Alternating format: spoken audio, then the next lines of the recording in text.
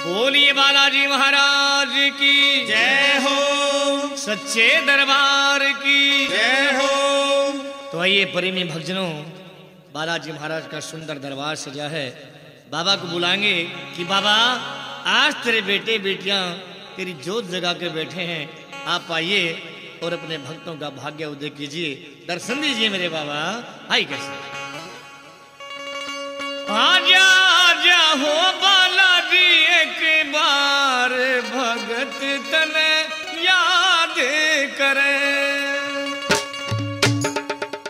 आजा आजा हो बालाजी एक बार भगत तने याद करे। आजा आजा हो बालाजी एक बार भगत तने याद करे। आजा आजा हो बालाजी एक बार भगत तने याद करे।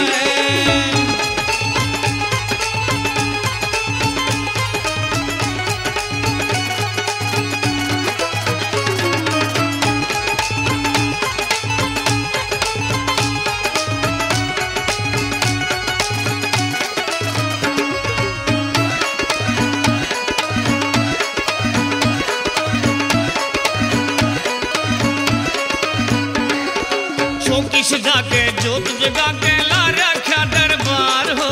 चौकी सजा के जोत जगा के ला रखा दरबार हो। चौकी सजा के जोत जगा के ला रखा दरबार हो। चौकी सजा के जोत जगा के ला रखा दरबार हो। बालाजी तेरी राह देखते हो री जय जयकार हो। बालाजी तेरी राह देखते हो री जय जयकार हो। हरा करे दोने बाबा उतार भगत तन याद करे। आजा आजा हो बालाजी एक बार भगत तन याद करे। आजा आजा हो बालाजी एक बार भगत तन याद करे।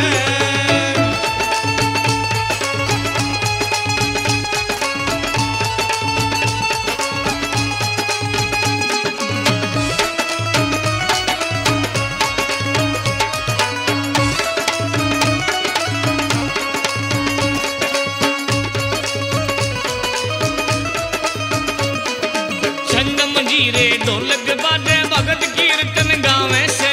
संगम जीरे ढोलक बाजे भजन कीर्तन गावे से। ओ संगम जीरे ढोलक बाजे भगत कीर्तन गावे से।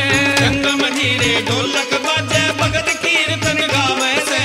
आजा बाबा बजरंग तने बुलावे से। आजा बाबा बजरंग तने बुलावे से। विनती सुनी लो जी पवन कुमार भगत तन याद करे।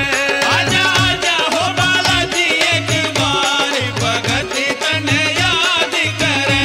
आजा आजा हो बालाजी एक बार भगत तने याद करे।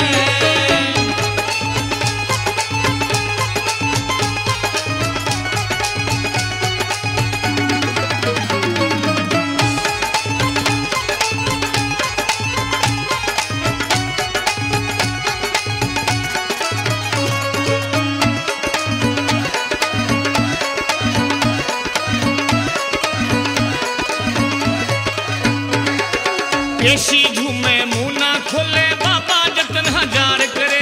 बेसी झूमे मुना खोले बाबा जतन हजार करे। ओ पेशी झूमे मुना खोले बाबा जतन हजार करे। बेसी झूमे मुना खोले बाबा जतन हजार करे। अटकी बीच भंवर में नैया तू ही आके पार करे। अटकी बीच भंवर में नैया तू ही आके पार करे। बाबा भूतों का करो संगार भगत तन याद करे। आजा आजा हो बालाजी एक बार भगत तन याद करे। आजा आजा हो बालाजी एक बार भगत तन याद करे।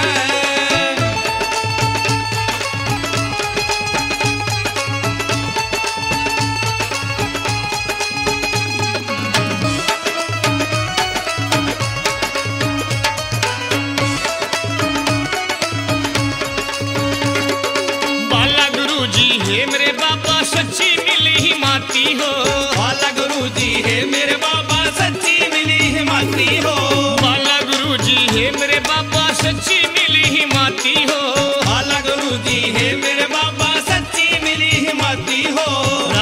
शर्मा दी गलिया ते दे दी जान डराती हो। राजू शर्मा दी गलिया ते